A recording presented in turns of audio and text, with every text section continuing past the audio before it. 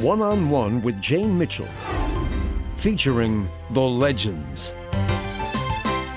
Ozzie Smith's trademark backflips and dazzling defense combined for a calling card like no other in baseball. He's affectionately known as the Wizard and is certainly a legend. In this edition, you will hear from friends and peers. Some have retired, others have passed on. But their thoughts from 2002, the year he was inducted into the National Baseball Hall of Fame, helped document his journey. More about the Wizard's life and good works these days, but first we revisit our interview reflecting on the road that led him to the highest honor in the game.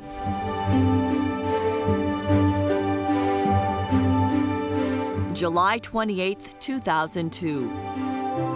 An awesome day for a kid raised in South Central LA who was overlooked by scouts and beat the odds of his small size. Getting to the Hall of Fame was not what I started out to accomplish.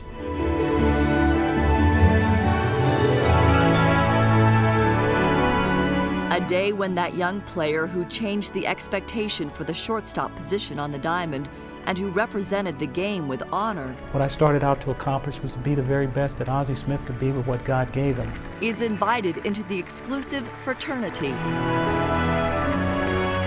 to be among the best of the best of the best. As chairman of the National Baseball Hall of Fame, it's my honor, Ozzie, to welcome you to the Hall of Fame family. One of the greatest assets that you can have is the ability to improvise. To me, turning to double play is the greatest improvisational part of what it was that I did, because I never knew exactly what I was going to do. Smith is known throughout baseball as the Wizard for being arguably the best shortstop of all time. But his yellow brick road wasn't paved with gold, and really not even with childhood expectations. Baseball for me really didn't become serious until I was a junior in high school. When I decided to go to Cal Poly at San Luis Obispo, it was at that point that I decided that baseball was what I wanted to pursue. And I wanted to get the opportunity to get the exposure that I needed, because I never got drafted out of high school. Born Osborne Earl Smith, December 26, 1954 in Mobile, Alabama, he's the second of 5 children. His father, Clovis, worked at a furniture company, his mother, Marvella, at a nursing home. They moved to the tough streets and poor neighborhood of Watts in South Central Los Angeles. I don't think that that's the story. The story is, it was for me anyway, was not that I lived in those conditions, but what I was able to do with the opportunity when it presented itself. How did you do that? What was it that kind of made you believe that you could and should do that? Well, you just had to. You know, I had people around me all the time, starting with my mother, that was always preaching the same story. The story was that you get a good education, you work hard, you put your heart into whatever it is you do. So with a focus on school and a belief in his baseball talent, he attends Cal Poly San Luis Obispo. But he wouldn't make varsity as quickly as he'd hoped, and he called his mother, ready to throw in the towel. She called my high school coach, who called me and talked to me in no uncertain terms that that was my home and that was going to be the best place for me, and that I was going to stick it out. And I stayed, and about 2 days later I got a call. The varsity shortstop broke his ankle. And that was the entree for me to start playing with the varsity team, and from that point I never looked back. By 1976, Smith would finally get noticed, picked by the Detroit Tigers in the 7th round. But money, a $10,000 minimum, would matter. But anything less than that, then they weren't very serious. So I asked them for $10,000, and they said they couldn't do it. So I wanted to go back to school and get as close to my degree as I possibly could, which I did my senior year. And being the good businessman that I am, the Padres drafted me in the 4th round, and I signed for $5,000 and a bus ticket to Walla Walla, Washington. In the minors, the switch hitter turns heads for batting, runs scored, and stolen bases, but more so for outstanding defense. And by 1978, he's already the Padres' opening day shortstop, determined to stay in the majors. And I wasn't just doing this for me, I was doing it for my family, because, you know, it would make life a little bit better. His early major league motions are indeed something from the land of Oz, including one of his most memorable and spectacular of his career. in a game against Atlanta, fielding a shot off the Braves' Jeff Burrows. Up the middle, he's diving forward, takes a bad hop back over in the middle of his body. He barehands it. And that's one thing to catch it and just stop the baseball and keep it in the infield. He jumps up and throws him out by half a step, and that was the unbelievable thing. You can't practice that. You have to have great instincts, great reflexes, and only an Ozzie Smith could do it. Oh, Ozzie Smith, what a play, barehanded! Just one example of why he comes in second for National League Rookie of the Year honors. What Smith didn't have in size, just 5'11", 150 pounds, he'd make up for in sizzle. The guy had unbelievable range getting to the ball, and when he got there, he had an arm like a rocket. Not only is acrobatic, but I loved watching him try to steal bases and steal bases. And double plays were my favorite. He had a lot of flash. When he played, it was with a lot of heart and a lot of flash. Most exciting player I ever watched. And that was when I wasn't a baseball fan, and I used to come to the stadium to watch Ozzie. Impressing fans and teammates. As a young player, you can get really kind of buried up here. You know, a lot of negative things can happen, and he always said, focus on the one positive thing that happened during that game and take it with you. So he not only was a great player, he was a great teacher for us young players coming up. Well, being a ground ball pitcher like I was, throwing that sinker ball, I loved Ozzie. I mean, even if somebody might muff one, I know if I got a ground ball to Ozzie, I get that double play. And that was the important thing to me. Former Yankee and veteran broadcaster Jerry Coleman was the Padres manager in 1980. When you're a manager, you make up your lineup. You put A, B, C, D, and so forth, and then you hope they do well. When you put Ozzie down there, you know exactly what you're going to get. Every day, brilliant feeling. With spectacular defense, earning his first of 13 consecutive Gold Gloves in 1980, Smith isn't really pressured to develop his average offense, something he recalls he wanted to do. It was always my goal to be the very best player that I could be, both offensively and defensively. I wanted to be well-rounded. You know, there were times when I asked one of the hitting instructors here, I said, if I want to hit the ball up the middle, where should my hands be? He says, don't worry about it, just aim up the middle. Well, yeah, that helped. That worked. While Smith improved some, having a batting average of around .220, even being selected to his first of 12 straight All-Star games in 1981, the Padres had dropped to the bottom of their division and are looking to do what they can to reboot the team. So, after the '81 season and after the teams and Smith worked through a no-trade clause, I was very impressed when Whitey came out and visited with us 3 or 4 weeks ago. Smith is traded to St. Louis for Gary Templeton. And while it wasn't a popular trade at the time, Templeton would be a catalyst on the 1984 Padres team that finally made it to the World Series. And in St. Louis, Ozzie would become a complete player thanks to the offensive tutelage of manager Whitey Herzog. And he said I was going to be able to get the most out of my ability to run and stuff by keeping the ball on the ground, especially playing on AstroTurf. So we had a deal that any ground ball that I hit, he owed me $1. For any fly ball I hit, I owed him $1. Turns out he would collect more than he'd pay his manager, and the challenge, along with weight training and a focus on nutrition, would pay great dividends of the World Championship kind. Ozzie Smith's success with St. Louis is next on One on One.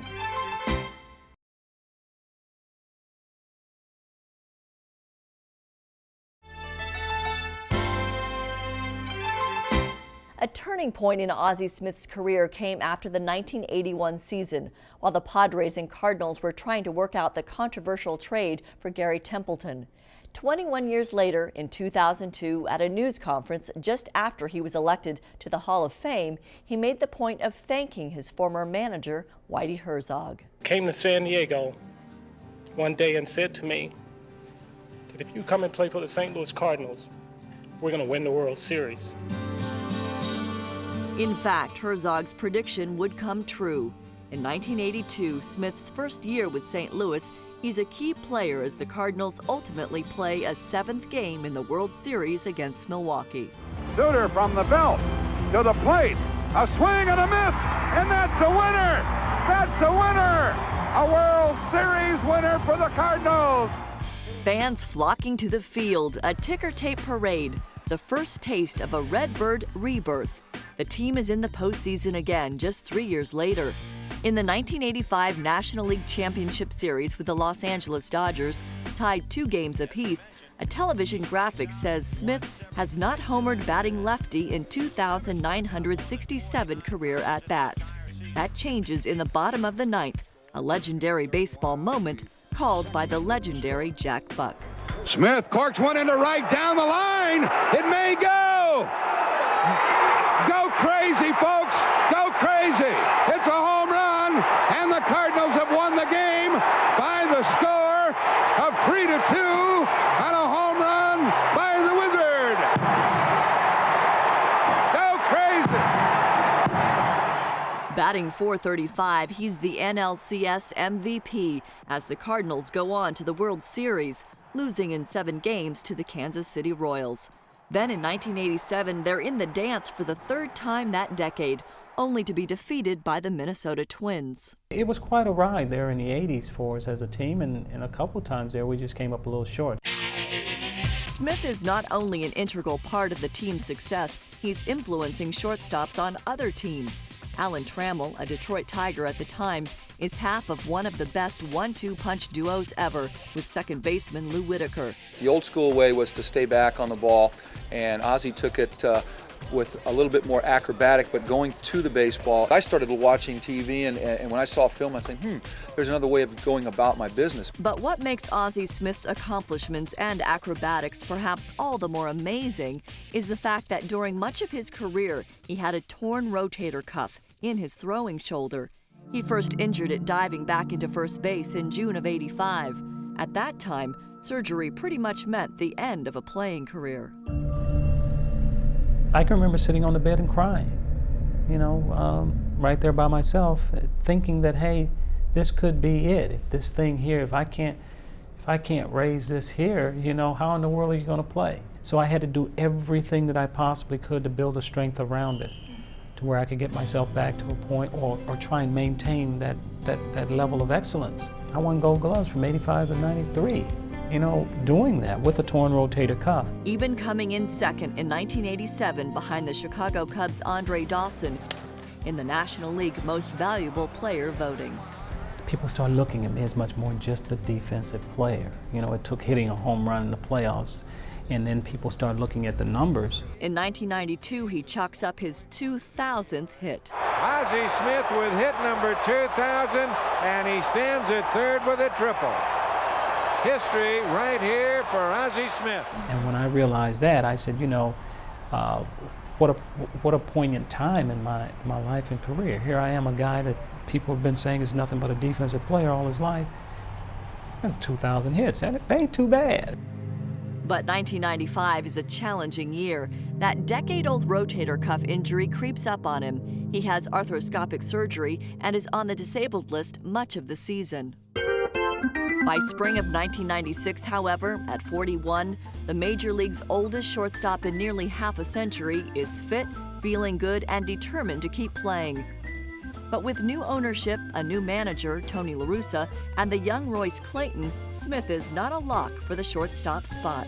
I'm going to do what I've always done, and if that's enough to impress people, then so be it. I don't have anything to prove. You just wait. Just give them a bunch of work and let the games decide it later on in the spring. Indeed, the veteran and youngster would split time on the diamond. Smith considered the consummate professional. And he had really worked to get himself in great shape, and he was in great shape, so he performed an important role and responsibility on that team. We had some very talented young guys, and Ozzie was able to give them an idea what the big leagues were like.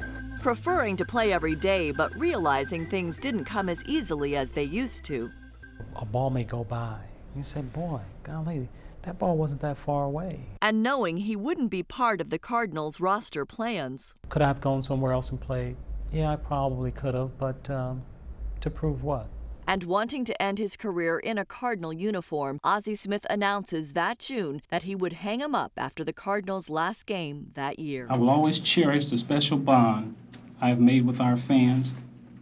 And I also want to thank the St. Louis Cardinal organization for giving me the opportunity to succeed as a professional baseball player. And so Smith is part of the team that makes it to the postseason for the first time in 9 years, sweeping the San Diego Padres in the Division Series, then losing the National League Championship Series to the defending world champion Atlanta Braves. He savors every moment of his final playing days. Ladies and gentlemen, Ozzie Smith. I was one of the lucky players. Not every player gets the opportunity to take what is termed a tour. And I was one of those players that every place that I went, you know, there was a ceremony, a special ceremony in every park that I went to. And at home, the Cardinals give him the ultimate honor a club can give a player. They retire his number 1.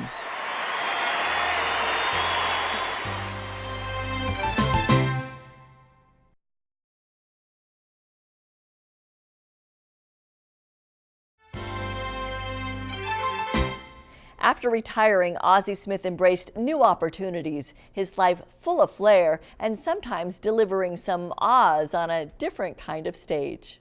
Supporting San Diego's Downtown Library's Research Center for Baseball Buffs, part of a national effort to help people build information literacy skills by learning about the game. We need to reiterate that a lot more with kids. You know, 2 hours of reading a day becomes very, very important. And while Smith makes visits to his first baseball hometown of San Diego, St. Louis is his main stage for much of his life after baseball. Sir, what is your name, sir? Ozzie Smith. On occasion, he's a show-me state showman. You want to see new land, big cities, big mountains, big oceans. Why, it's just like you could read what was inside of me. It's my trade, my calling. For 2 years, Smith played host of Major League Baseball's show This Week in Baseball. Our next superstar is the godson of Willie Mays. That springboards him to an analyst spot with CNN SI. And by August of 2001, his friend Dave Winfield is inducted into the Hall of Fame. And at the celebration is asked, can you imagine being next? You don't know whether or not you're going to be that part of that 1% that makes it. The day of decision, January 8th, 2002. CNN SI cameras are at his home to capture the moment. You never know. The numbers certainly are there.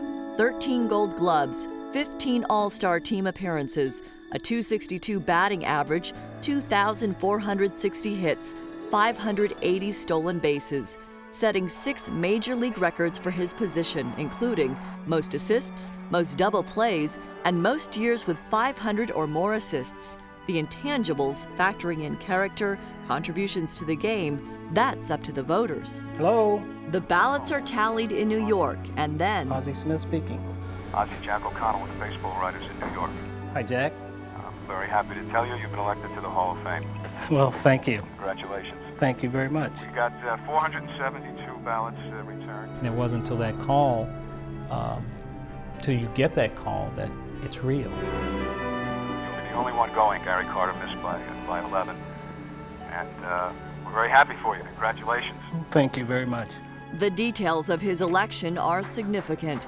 He's named on nearly 92% of the ballots, just the 37th player to be elected his first time around. Only the 5th player inducted solo. You know, it's about time they got somebody in there that could catch the ball, not just hitters.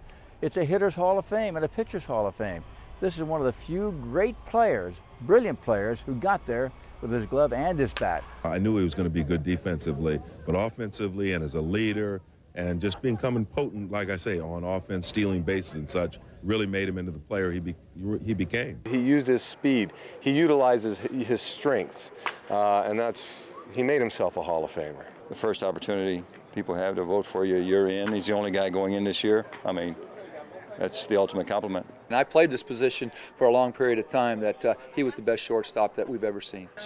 For being a part of my trip down the yellow brick road. Thank you. Ozzie Smith goes to Cooperstown for induction weekend.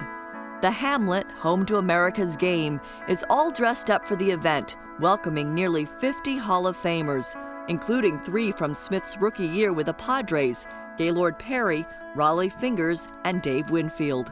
The private parties and behind-the-scenes preparation fill an agenda that crescendos Sunday afternoon. With fans filling the hillside and more watching on ESPN, Ozzie Smith delivers a heartfelt 25-minute speech with thanks all around. But I especially would like to thank the San Diego Padre organization and the St. Louis Cardinal organization for allowing me to do what I truly love doing. Thank you from the bottom of my heart. This is tough. And while a sign reminds him there's no crying in baseball, I'll make it. Reaching out to children, he illustrates his experiences twofold, comparing his journey to that of the characters in The Wizard of Oz, and by drawing parallels to the layers of a baseball, durability like the cover, strands of love like the string, and a first step like the core. All great journeys begin with a dream. A dream beginning on the steps of his childhood home. I would throw the ball up toward the peak of the roof and run around to the other side in hopes of catching it myself. And if any of you are wondering, no, I never did, but it never stopped me from trying. He credits two factors for keeping him focused. The first shell is my faith in God. With him, I have everything. Without him, I have nothing.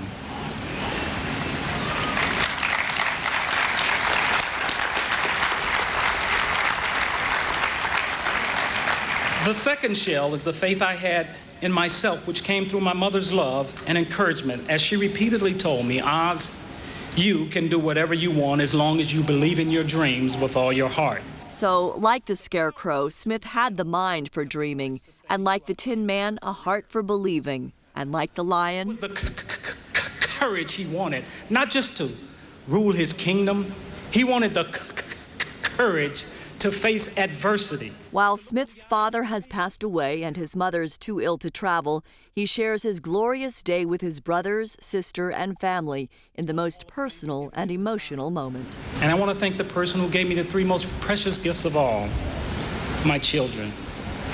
Denise, though our journey has taken us down different paths, the good roads far outnumber the rough ones, and the fun that we share will forever be embedded. Thank you.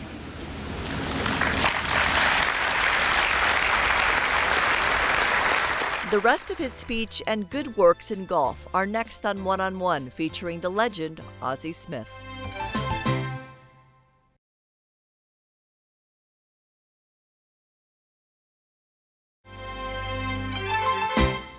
As a player, Ozzie Smith was honored with the Branch Rickey Award, given to the major leaguer who personifies service above self, and the Roberto Clemente Award for his work in the community. His good works, mostly to benefit children, have continued well into his post-playing and Hall of Fame years. My glove has given me much, but more importantly, it has given me the ability to give back. That is the ultimate talent in life. That is the greatest trophy on my mantle, and I will pray that it will so remain. Raleigh fingers. Ozzie Smith now returns to induction weekend every summer, humbled to be part of an exclusive brotherhood. Ozzie Smith. After retiring, he says he missed the camaraderie with the guys the most, and that weekend rekindles those baseball bonds. It's also where this education ambassador for the Hall of Fame is part of fundraising efforts for the Hall's education department, including the summer event Play Ball with Ozzie Smith, with mostly adults participating there at Doubleday Field. Other greats join him, offering tips at different positions. So guys would go down and they create blisters and stuff because of the higher seam. Talking baseball and giving autographs in the beautiful Hall of Fame gallery. Thank you. He says he hasn't missed the competition of baseball, finding other ways to compete, namely golf, competing against himself. And golf is how he's making a big difference in St. Louis. As the president of the Gateway PGA Foundation, he is largely focused on a project to make the inner city a better place to live. The Professional Golfers Association's REACH initiative started there in 2013 and is being replicated across the country. Who share the same important goal, changing and improving the lives of inner city youth by leveraging the game of golf.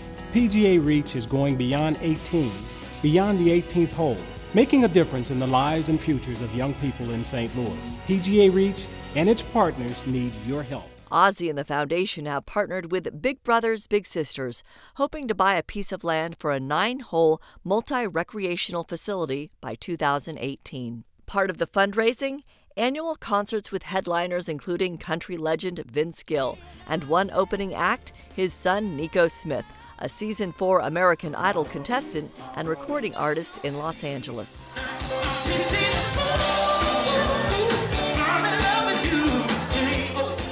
Looking ahead, Ozzie Smith still has much to share. Not surprising when you listen to the end of his 2002 speech, because unlike the wizard who hid behind the curtain, Ozzie Smith's story is not about illusion, but about possibility. Folks, there is no wizard in Oz. Ozzie Smith was a boy who decided to look within. A boy who discovered that absolutely nothing is good enough if it can be made better. A boy who discovered an old-fashioned formula that would take him beyond the rainbow, beyond even his wildest dream. A boy who discovered a formula that was, and is still today, a mind to dream, a heart to believe, and the courage to persevere. And the pot of gold at the end of the rainbow is the opportunity to serve others. Thank you, and may God bless you in your journey, and God bless America.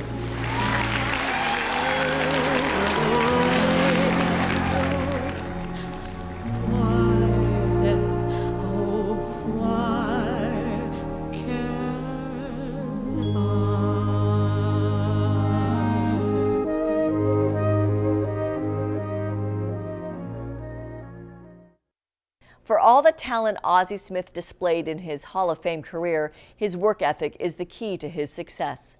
His college coach inspired what would become Ozzie's mantra, that absolutely nothing is good enough if it can be made better, and better is never good enough if it can be made best. Coming from a legend, that is timeless advice worth heeding. I'm Jane Mitchell. Thank you for watching One on One.